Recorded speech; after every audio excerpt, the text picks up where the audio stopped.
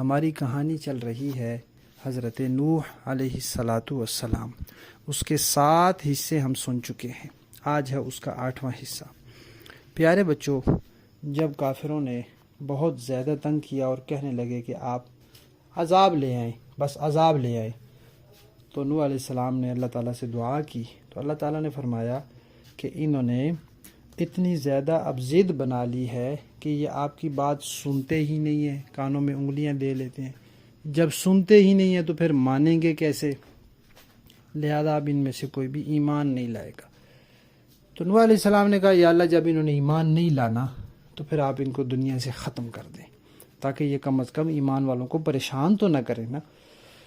اللہ تعالیٰ نے ان کی دعا قبول فرما لی. پھر اللہ تعالیٰ نے ان سے فرمایا کہ آپ کشتی تیار کریں. تو پیارے بچوں، اس سے پہلے کبھی دنیا میں کسی نے کشتی نہیں بنائی تھی. آپ نے سنا نا کہ نوح علیہ السلام کا علاقہ تھا عراق کے ملک میں وہ رہتے تھے. اس سے پہلے دنیا میں کبھی کسی نے کشتی نہیں بنائی تھی. تو پھر اللہ تبارک و تعالی نے جبرائیل علیہ السلام کو بھیجا. انہوں نے نوح علیہ السلام کو کشتی بنانے کا طریقہ سکھایا. اور بعض کتابوں میں یہ بھی لکھا ہوا ہے کہ ایک خاص درخت کی لکڑی سے وہ کشتی بنائی.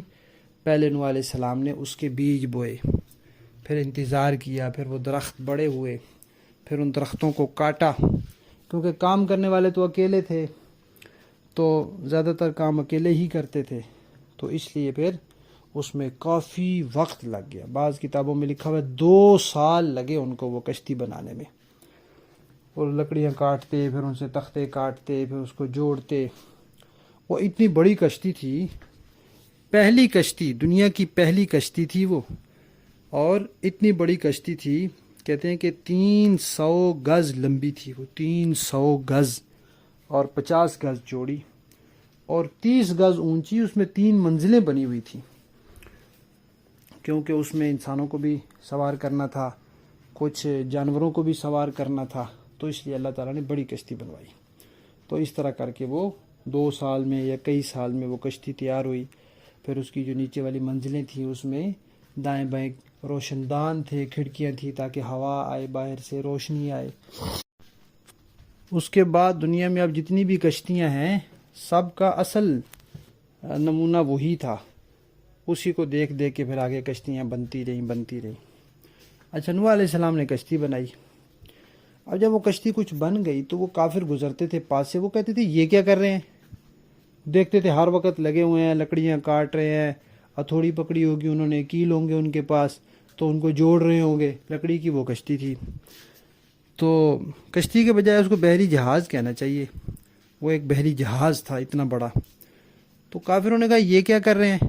نوح علیہ السلام نے کہا کہ کشتی بنا رہا ہوں تاکہ جب پانی کا طوفان آئے تو پھر ہم ایمان والے اس میں سوار ہو جائیں. تو ان خبیثوں نے پھر مذاق اڑایا. وہ کہنے لگے کہ واہ بھائی واہ، یہ جو بڑے میاں ہیں نا، یہ بہت بوڑھے ہو گئے ہیں، اب ان کی نعوذ باللہ عقل کام نہیں کرتی. یہاں تو بارش نہیں ہو رہی، یہاں ہمیں پینے کے لیے پانی نہیں مل رہا، اور یہ کہتے ہیں جی اتنا پانی ہوگا کہ اس میں کشتی چلے گی. انہوں نے اور بھی مذاق اڑایا. تو نوح علیہ السلام نے کہا کوئی بات نہیں، اڑا لو مذاق، جب پانی آئے گا خود بخود سب کو پتہ چل جائے گا. تو اس طرح کر کے پھر وہ کشتی تیار ہوئی. اب کشتی تیار ہو گئی تو نوح علیہ السلام کو پھر اللہ تعالیٰ نے فرمایا کہ آپ نے ایک تندور تھا، تندور. اللہ تعالیٰ نے فرمایا کہ آپ نے اس تندور کا دھیان رکھنا ہے.